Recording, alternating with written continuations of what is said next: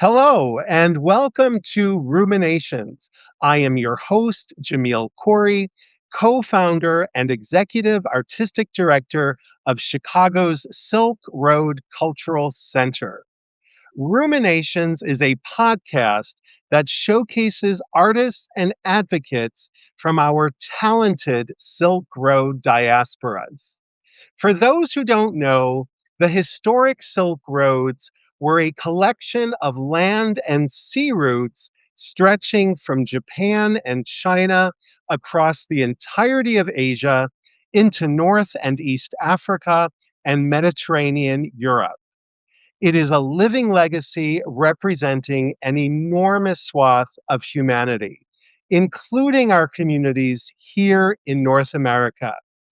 We are thrilled to be in conversation today with a very special guest, Egyptian born and Seattle based playwright Yussef El Guindi. Yussef is a cherished friend, colleague, and collaborator stretching back to the early days of what was then Silk Road Theater Project. You may remember our world premiere productions of his plays 10 Acrobats in an Amazing Leap of Faith and Our Enemies' lively scenes of love and combat, our Midwest premiere of Back of the Throat, and our staged readings of The Mummy and the Revolution, which we co commissioned with Golden Thread Productions and the Lark Play Development Center. To say we are big fans of Yussef El Guindi would be a monumental understatement. And now in 2026, we are super honored to be co producing a workshop production of Yussef's new play, Full On Cleopatra, directed by Adam Goldstein in partnership with our beloved collaborators at Northeastern Illinois University's Stage Center Theater. Full On Cleopatra runs April 15th through the 25th.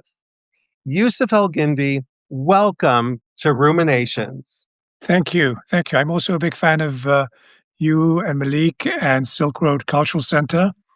And I've loved the way you've evolved over the years and the cultural impact you've made with all the activities you generate. So thank you. And thank you for hosting me and my play. And thank you for always being there for me. I appreciate that.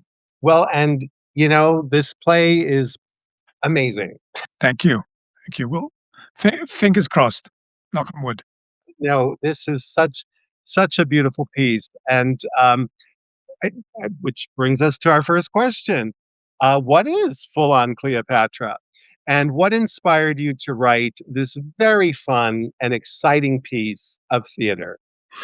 Well, I mean, Full on Cleopatra, I suppose there are many chapters one could focus in terms of the life of Cleopatra. One could zoom in on many episodes in her life. I did uh, uh, focus in on the last days of her empire, her reign, rather. And I'd always wanted to write about aspects of ancient Egypt um, and specifically Cleopatra. And I was reading this book on Cleopatra, and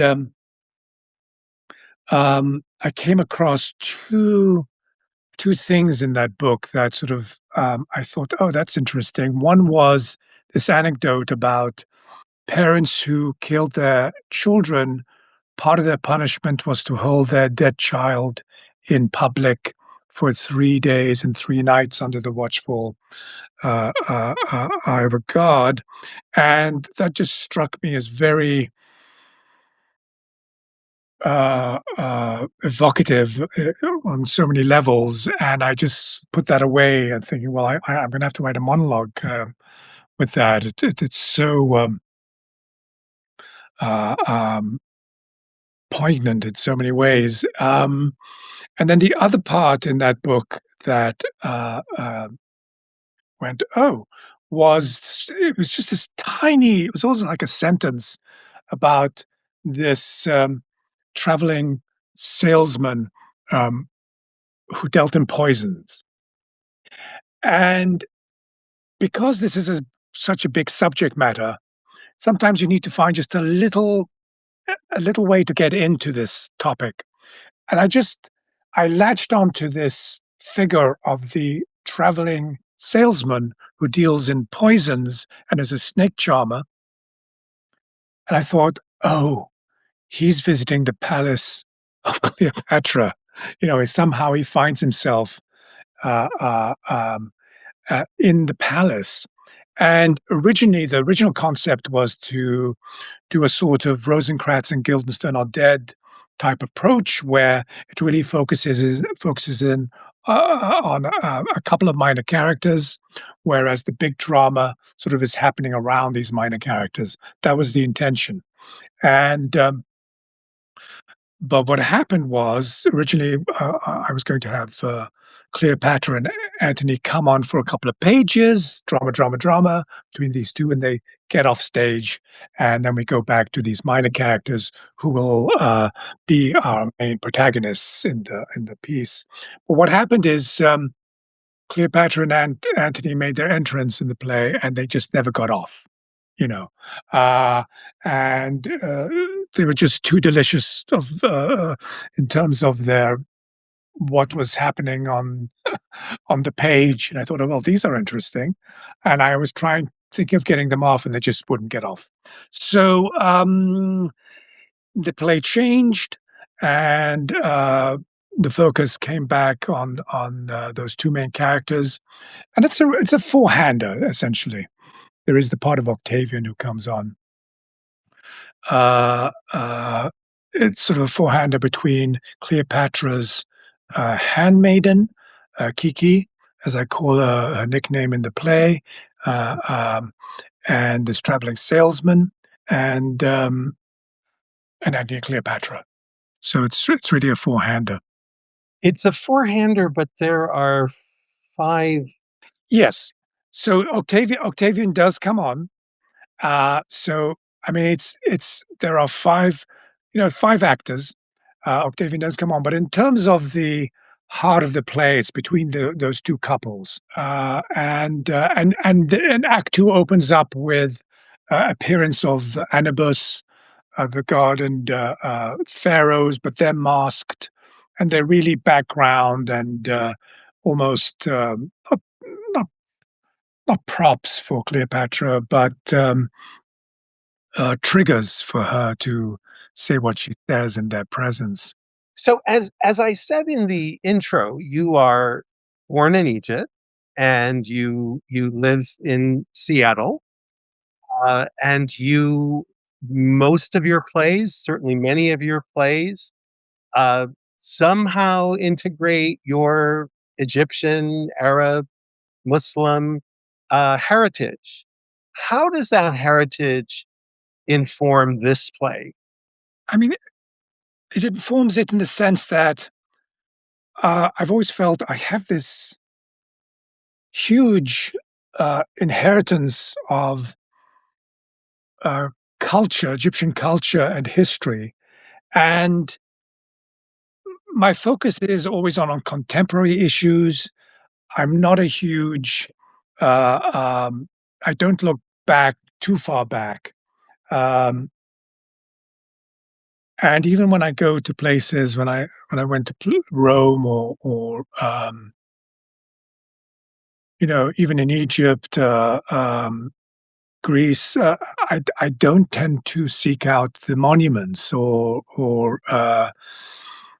you know uh, investigate some of the ancient ruins. I'm always intrigued by what is going on now by contemporary life.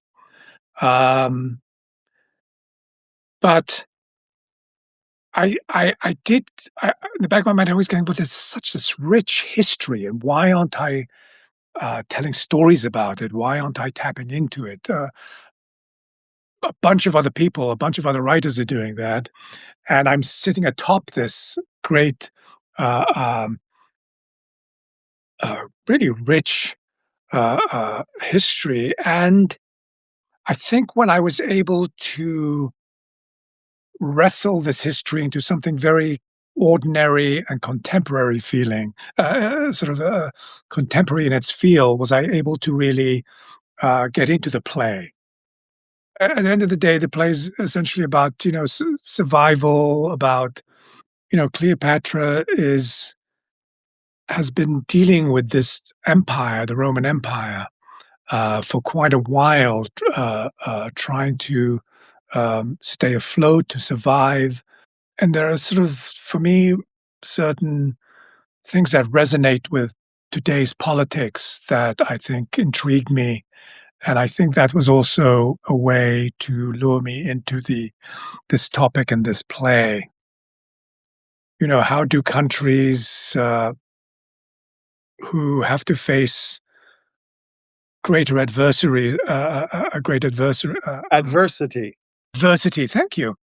Um, how do they handle that? And I think this particular moment in Cleopatra, obviously, it's the focus is all about that, and I think that's what led me to really explore this play and embed myself in the situation with these characters.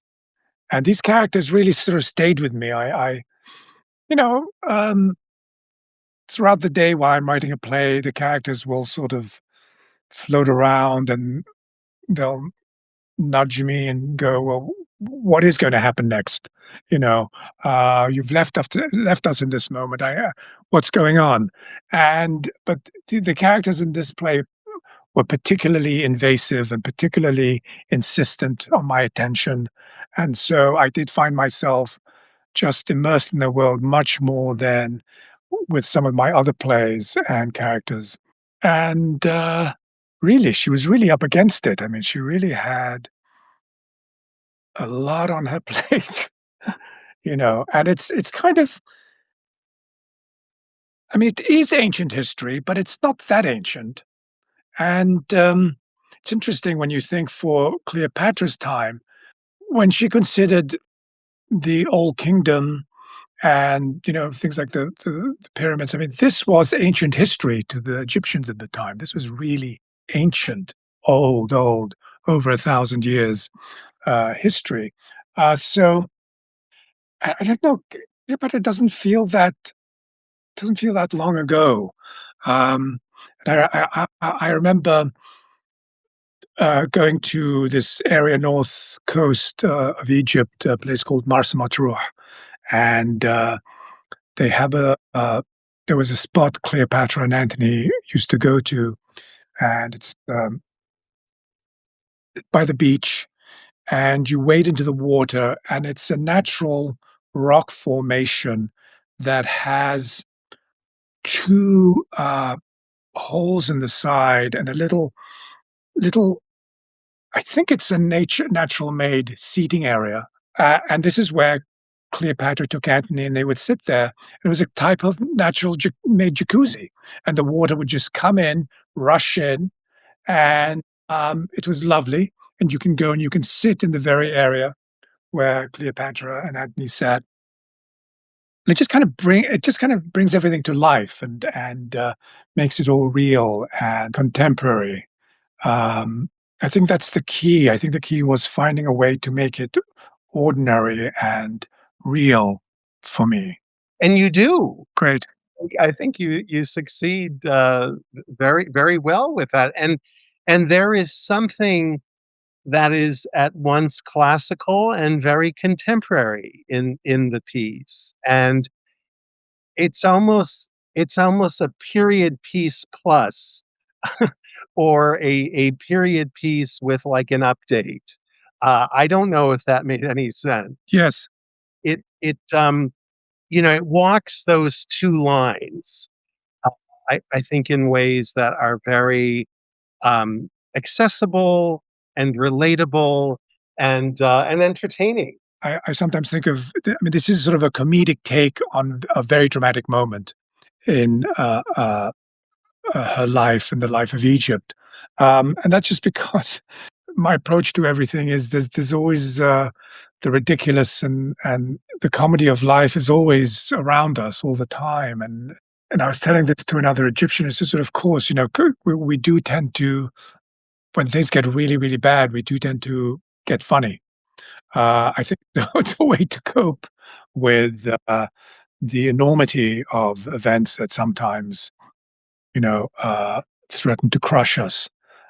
Humor becomes a levitating sort of mechanism to uh, try and deal with the crushing weight of things. So I hope I hope the audiences, are both I hope the audience get sort of are engaged with the drama, but have fun with the way the characters are dealing with what's coming at them. Your comedy always has an edge to it, and it's coupled with insight, it's coupled with a kind of depth, maybe a criticism, and so, I mean, that is always something that I've really appreciated about how you approach comedy.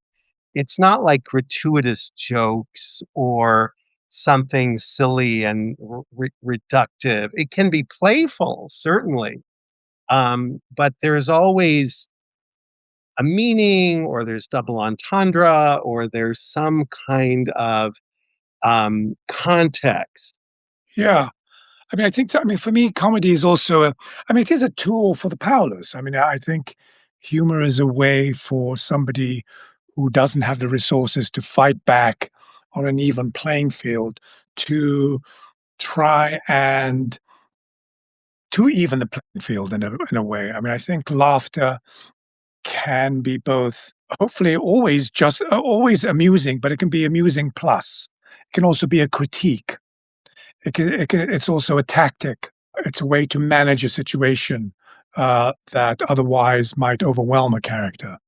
Um, it's a way to disarm, and also just, as an undergraduate and just in my reading, I was just always amazed about I was just the wit and people like Oscar Wilde or It's its own form of catharsis it is.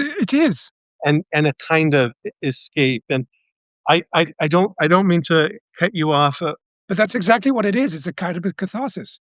I was just reading a letter that the head of a theater department at a university that we've worked with over the years sent out, like in an e-newsletter.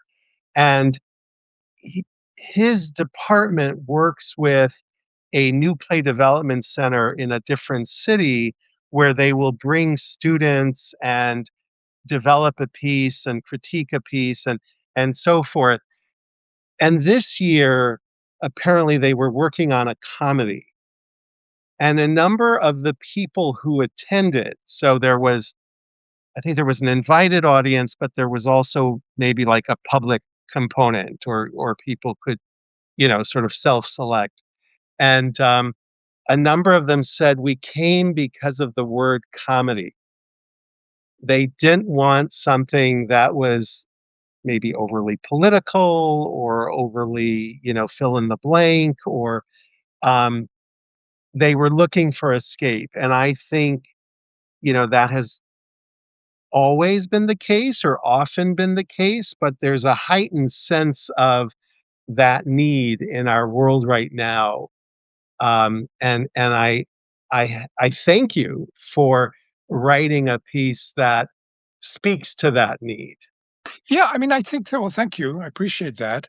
Um, but it's also, I mean, comedies, uh, I feel is when I say disarming, it's not only sort of a character using it to as a survival tactic in the situation in the play, but it's also disarming in terms of disarming an audience, uh, so that somebody like an Aristophanes or somebody like a Dario Fo, you know, uh, well, not contemporary, he's past, but writers like that who did write comedy can use comedy and farce as a way to critique and do it in a way that gets sort of sidesteps the critique of being didactic or too political or it's a way for I mean, I don't have an agenda when I mean, the thing is I do not have an agenda when I write. I really don't.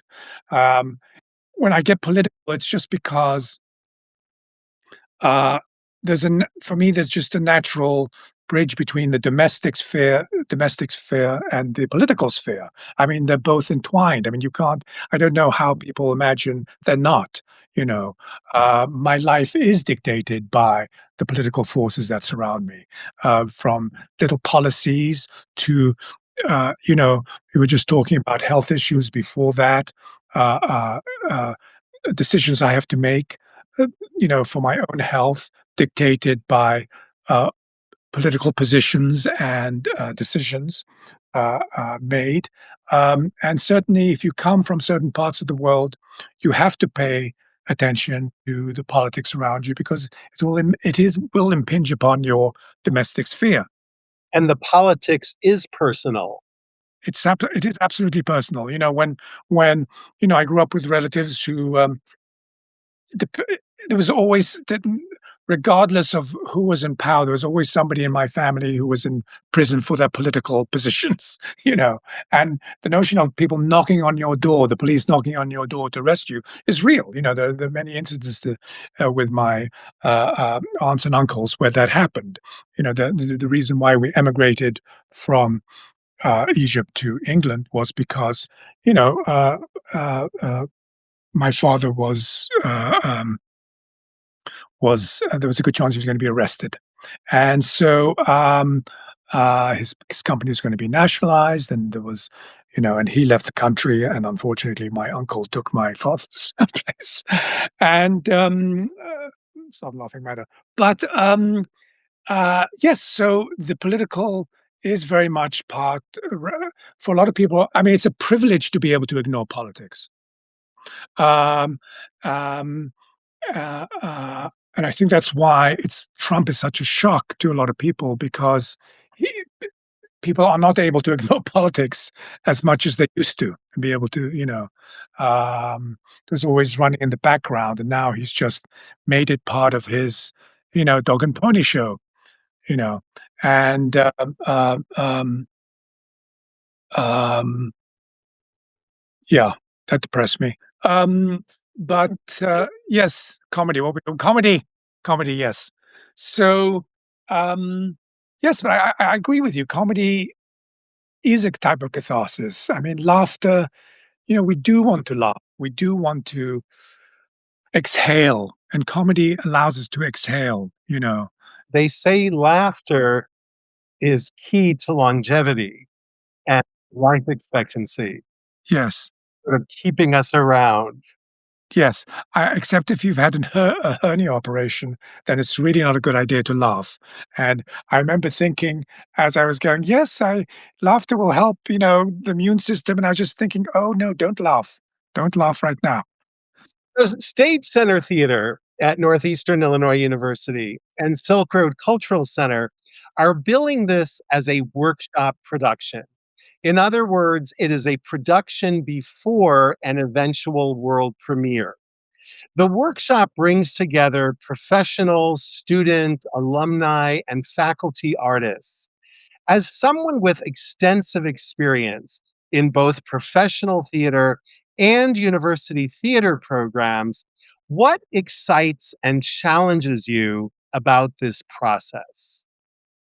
Well, I mean, from my point of view, it's a perfect relationship in that it gives me the opportunity to work on a new play with the resources that a university has that a lot of smaller theaters don't have, um, to develop a play, to flesh it out more than a workshop at a regular theater might be able to do, um, and to do so without the pressure of, because very often with theaters who give you a workshop, they go, "Oh, yes, no, we'll workshop the play, but it's also an audition." A lot of the times when you workshop a play with a theater, it's also you're kind of auditioning the play. And there have been situations where I've um, workshopped a play at a theater, knowing that it's kind of the theater's going, well, do we like it? Do we want to do it? And thinking, gosh, I wish I'd had a workshop before this workshop. I wish I'd had a workshop to get the play ready for this workshop, which is actually an audition, you know. And um, I mean, I get a lot of work done in these, and I'm able to go, oh God, I don't need this scene, or I can cut this page, or I can make these trims, I can amplify here, clarify this, um, but there are some plays. This happened a couple of years ago where I just went, where the good thing is that they had two presentations where you could do you had one, a few hours, a couple of days to work on the play, present it, and then you could go away for, which I think it was just a day, but I got, was it 2 days? Couple of days, but I got a lot of rewriting done in those 2 days and presented it, and I fixed a lot of the problems in those 2 days.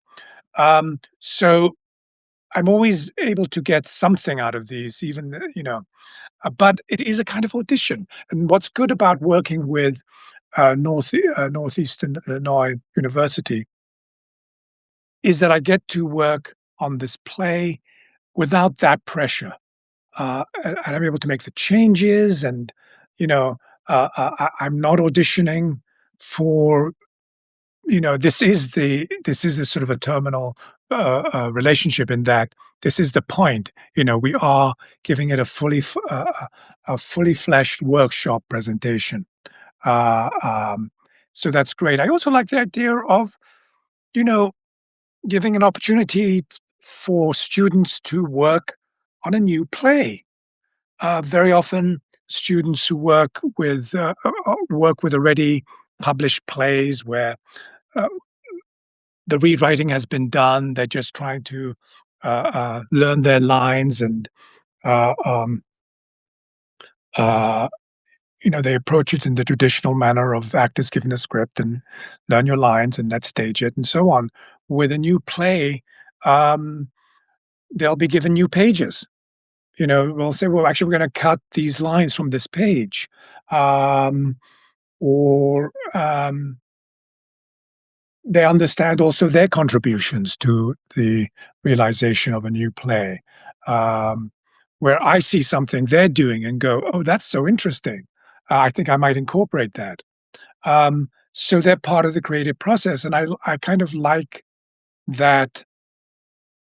Um, I like that for them. I like the fact that they're getting a taste for that. I was an instructor for 7 years at a university, and so I have that sort of teacher impulse in me, and I think it's just a great education for them to see how a play is put together. Yeah, and I have to say from our end, the opportunity to work with a university on a new play also it brings these perspectives, and it brings I mean, obviously the resources that you're referring to, and the abilities of a university theater, as opposed to a smaller arts organization. But there's also a consciousness about pedagogy, about instruction, about learning, about teaching. I mean, obviously, you just, touched on those aspects and what this could mean for students. We've had an education program, actually two education programs, for several years, and in Chicago public schools and community centers and so forth. So I view this in many respects as an extension of that work as well. And there's a cultivation of new audience, or at least the potential for that, when you have students attending theater, and students who may not be familiar with your work, or may not be um, familiar with this genre of work. And I also find that to be very exciting, that we are helping you solidify further, to advance a process, a story, a vision. But we are also, sort of contributing to the future of the field. Yeah. Yeah, it is, I think perhaps that's why also, um, I like this collaboration because it does also give me hope to see that there is this new generation coming up who are interested in theater and who want to participate. And, even if some of them go on to do something else, they'll always have that experience, and they'll always sort of, have this memory of the arts, and if they don't participate directly, they'll participate as patrons, or at the very least, either as patrons of the arts or as, audience, They got to spend time with you as the writer, and they got to have, their own impact on a new theater. they're seeing how it's put together. I mean, I think as, as, as I remember as a student, when reading a play or anything. We just think it's sort of handed down from the heavens as if it sort of just kind of appeared in the creator's mind and the artist's mind, and here it is. It's like no, it's sort of a messy, creative process that is sort of continuous, as many writers and other artists will say. You never completely finish something. You just at some point you just let it go, you just stop. And so, and and they're given insight into that, which I think is uh, also a good thing for them if they do want to become writers themselves, or in any field, to realize that it is kind of messy, and there is a process to it, and they get to experience that. A playwright, a writer is a lifelong learner, and we want people to be lifelong learners. So on so many levels are modeling that. And I think, whether on a conscious level or subconscious level, the students are taking that. And that is equipping them for whatever challenges, whatever. Yeah. Yeah. I hope so. I mean, I do believe when they say that studying the humanities does equip you for work in all sorts of fields. And I mean, one could go down the list of all the things that uh, the way it empowers you, and just to the very basic, uh, um, the the act of empathy. To put yourself in the shoes of somebody else, and not just the characters, but in the minds of your fellow creators, collaborators. So yeah, I think it's very useful. This segues, I think, nicely to the next question, which is about audiences and your hopes for what our Chicago audiences take from Full on Cleopatra. You know, as a playwright, I just want them to have fun. At a very basic level, I just want them to be engaged by what they're watching. I want them. I'm very sort of sensitive to how they're responding to the play. That's what the workshop was for, and the first public workshop and reading was for me to gauge the audience reaction to the play at the stage it was at that point, and to make changes accordingly. I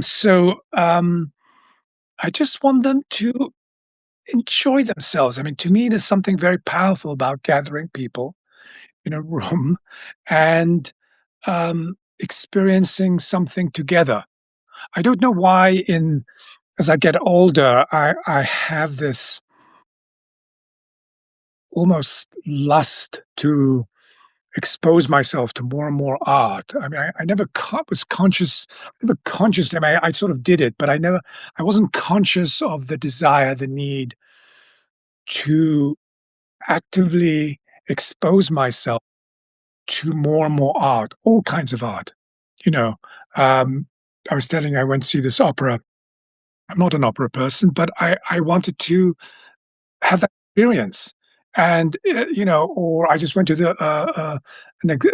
to the Seattle Art Museum yesterday to see this new exhibit about Northwest painters, and I'm not sure what it is. This sudden, you know, um, need to immerse myself in all kinds of art forms and histories, and maybe it's an age thing. I know as you get older, I notice a lot of old people suddenly want to travel, and it's this need to expose yourself to new cultures. Maybe it's an age thing. I don't know what it is. I'm such a homebody because I did so much traveling as a young person. I want to, you know, root myself more than anything. But I do want to expand and expose myself to all kinds of art. And I think that it's just. I think I am consciously feeling enriched by this. Maybe it's these very unsettling dark times we're living in that I'm looking towards art and theater and all these different art forms, opera, paintings, as a way to think of us as aspirational creatures. We're exposed to all this, you know, uh, base Degradation. degradation. Yes, this degradation of our culture, which kind of seeps into our perception of ourselves and I think it even creeps into our uh, um, souls and into our. And I just think this hunger for art is for me to try and uplift myself from all that swamp into something. Here is what we can do. There is something awe-inspiring, or at least that potential, and there is inherent beauty, and I think that need for the beautiful. Yes. I took a course not too long ago on the sublime, and, in my paper for the course, I wrote about that which is sublime in the theater, that which is sublime in the arts. And I think that is so important for us to always remember that this is a healing art. And it is asking us to somehow be better. It is asking us to step it up. And for the reasons you just cited, where we are inundated with so much vulgarity and crassness and cruelty and, this just unapologetic, uh, uh, ugliness. Art is the antidote. Yes, I mean, and art will grapple with all those things: crassness, cruelty, degradation, humiliation. I mean, that's sort of what describes what I'm trying to grapple with and wrestle with. But it is a wrestling with. It's not an acceptance of. It's not. Yes, this is just the way things are. It's this is the way things are, and these are people trying to surmount these things, trying to uh, uh, better their situations in themselves, to overcome, to go through and overcome. And I think art does try to do that, but it's very, the realization of all these different artworks and all these different mediums is is this is this overcoming. There are times when I will engage a work of visual art, a painting, a sculpture. I'm thinking of a particular painting at the Art Institute of Chicago that I recently came across, hadn't seen before. It's a few hundred years old, and I just burst into tears when I saw it, and I stood there for the longest time, and I because it was sort of threading together all these different worlds and emotions and experiences that somehow I understood or somehow I related to, at least through my own subjective lens. Yes, yes, I will say that one of the uh, great uh, uh, joys and satisfactions is when, because one writes in isolation. I mean, one always writes in isolation. I need to be alone to write, um, and yes, if you're lucky, you get that play produced, and you get to hear the audience respond and react, and that's wonderful. But the other thing that really just lifts my spirits is when somebody will come up to me and said, "I read your play, and it really moved me, and it got me into the theater, or it got me to arts." And that's just, I can't tell you the joy that gives me. It is a profound validation. It's a profound validation, yes, because yes, and uh, because you're always on the precipice as a writer for me of feeling, you know, slightly um, useless or worthless, and the society as a whole does not, um, uh, at least this society doesn't value the writer. Doesn't value. There is a certain anti-intellectual sort of current that runs through. And now anti-empathy. Yeah, and now anti-empathy, and the attempt at going into all these different art institutes and cultural organizations, and to just rework them, and to uh, excise, you know, these artworks of empathy and historical memory, and it's very sad. Yeah. Well, you are anything but useless and worthless. So, Well, thank you. Well, thank you. oh, I will encourage you to never have that thought. I've got on my wall, um, where this writer's saying, "What I'm writing is just, it isn't what I hoped it would be. It's not good. Um, I thought it would be so much better. I'm not the writer I thought I was." Um, and it's John Steinbeck's Grapes of Wrath. That's the quote, that in the middle of writing Grapes of Wrath, rereading it, he says, "This is not the work I thought I'd created. It is subpar, and I'm so gutted." I mean, not, I'm paraphrasing here, but essentially he was gutted. And, and I just have that on my wall going, "Okay, John Steinbeck, Grapes of Wrath, he thought that was a piece of crap." So, and I think it's unavoidable. It's unavoidable. I think it's part of the process where you just look at what you've done. I don't think I've ever written anything. There, you go through peaks and valleys. You just go, "Oh, yeah, I think this is good." And then you reread it a couple of months later, and you go, "This is crap. What was I thinking?" You do lots of rewriting. You do it. It's a process. And maybe that healthy dose of humility or that healthy dose of, occasional doubt. We don't wanna be overwhelmed with doubt, but, there is something to be said for that. Yes, it's also valuable. I mean, it doesn't feel good, but there's some value in making you reassess your own work and try and make it better. Well, Yussef El Guindi, thank you for your immense talent, wisdom, and generosity. You are a gift that keeps on giving. Full On Cleopatra runs April 15th through the 25th at Stage Center Theater on the beautiful Northeastern Illinois University campus at 3701 West Bryn Mawr Avenue in Chicago. A link to purchase tickets will appear in the closing credits. We look forward to seeing you at a performance.